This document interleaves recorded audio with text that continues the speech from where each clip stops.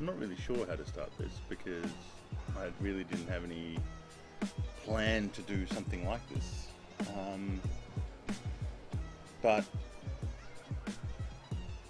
I think I have to, and I don't know. I kind of think if I can be an inspiration for someone else, or if anyone else is thinking, is this really something worth doing? I guess let me see. I don't know. Tried everything else. My name's Heshan. I'm 36 years old.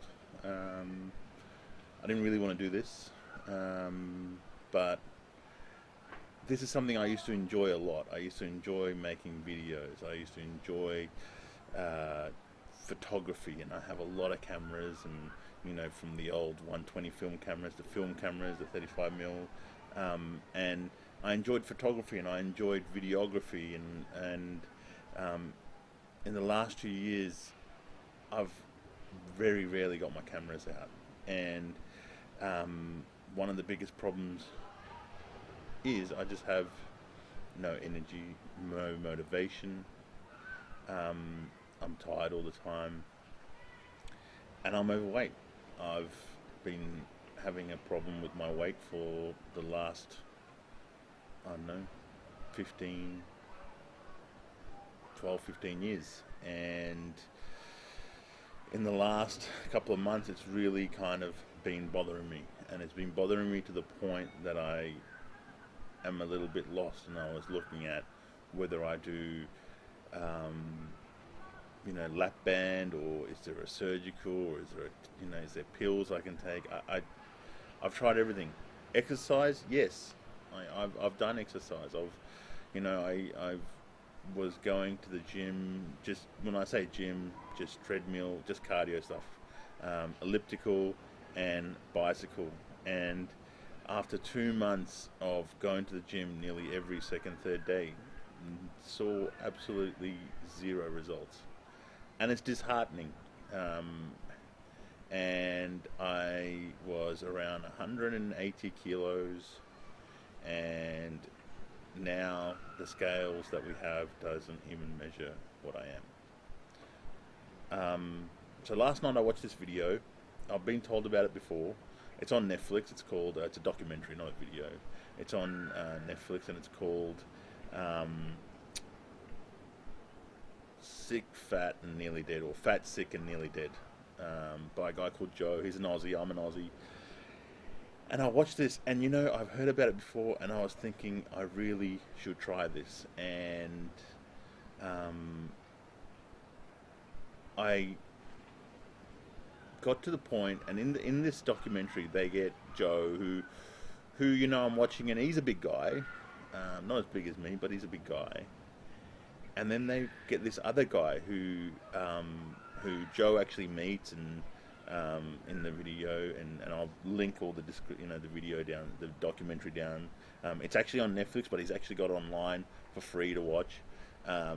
And he meets this guy who he says to him, do you want me to help you out? And this guy, like, initially he's a truckie, and he doesn't say anything about it. He says, oh look, it's okay, and he leaves. And then the documentary continues, and Joe's story kind of ends, and it ends where all of a sudden this guy calls out all the way from the States to Joe, who's now in Australia, to say, I need help. And this guy's a big guy, and but when I say he's a big guy, I kind of sit there going, geez, comparable to me, maybe we're probably the same size. It's hard to tell when you're on film, when you're watching someone on screen. And I said, and this guy lost all this weight, and after reading a little bit about it later on, apparently he, after the documentary, put it back on, but now he's working to get it off again. But he got rid of all this weight, and he just looked happier, and he looked full of energy. And the funny thing is, everyone that spoke on this show, they were all saying, or this documentary again, how much energy they had afterwards. And I thought, well, I think I can do that. So this is it. this is it. This is me trying to have a go, and it's the juice fast. It's called the reboot, and I'm keen to do it. I don't know how it'll go, but there's one big problem for me, and I'm going to show you what that big problem is in a minute. This is what I do for a living. I'm a chef. A chef at a resort where we have 9 restaurants. And I'm in charge of all those restaurants. All the guys that are here report to me. So that makes it even harder for me because I'm around food and I'm always tasting food and I'm always checking on food and creating food, and that's the hardest part, and that's where I've always struggled. And what I want to do is see if I can do it while being in the heart, the belly of the beast, you could kind of say. I'm trying to do a juice fast inside a kitchen when all my job is to control food and check that food tastes good and food looks good. I started it today. It's Sunday the 28th of May. I kind of said if I don't start now, I'm just going to keep on making excuses to why I can't do it. And this is why I've started this. When you watch this, it's going to be 3 days in. I'm not going to post this video on day 1. I'm going to post it on day 3.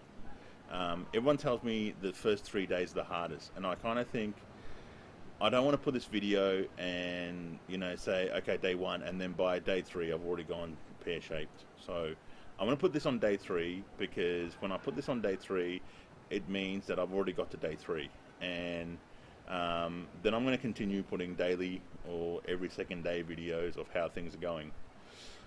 I'm trying to do 12 days because I can do 12 days. I mean, not that I can do 12 days. I'm confident to do 12 days in this environment because where I work, I can do it. The hardest part is that I need to go to Thailand for a trip for training, which is for around 10 days. And this is going to be the hardest part because that trip involves food tastings and catching up with friends who want to take me to restaurants, and that's going to be the hard part. So I've kind of said to myself, I'm going to try and do this for 12 days, and then after we get to 12 days, and if I can get to 12 days, when I go to Thailand, I'm going to stick to the juice fast, and once I get, and if I have to substitute here and there a meal, because it's kind of what I have to do for what I do for a living, then yeah. But I'm hoping by then that I'd already have a lot of energy. I've already lost a few kilos, and I'm already thinking the right way. So that's it. That's me starting. I don't know how it'll go. It may work, it may not work. Let's see. It's a wet day here as well, so it's just a miserable day to start. I already started this morning. I'm not sure if I mentioned that. I did start already this morning, and I started off with a juice in the morning. I was hoping for it to be a green juice, but I put beetroot, so it became a red juice. So then I had another kind of smoothie kind of thing, but there was no dairy. It was just fruit, just vegetables. If you imagine a gazpacho blend, I guess it tastes something like that. Everywhere I read on the internet, everyone says that due to the lack of salt, people get headaches. So I've been adding a little bit of salt and a little bit of vinegar, just to kind of give it a little bit more flavor, but then also so I'm getting a salt intake. So this is day 1, but you're seeing this on day 3, and fingers crossed I can keep this going.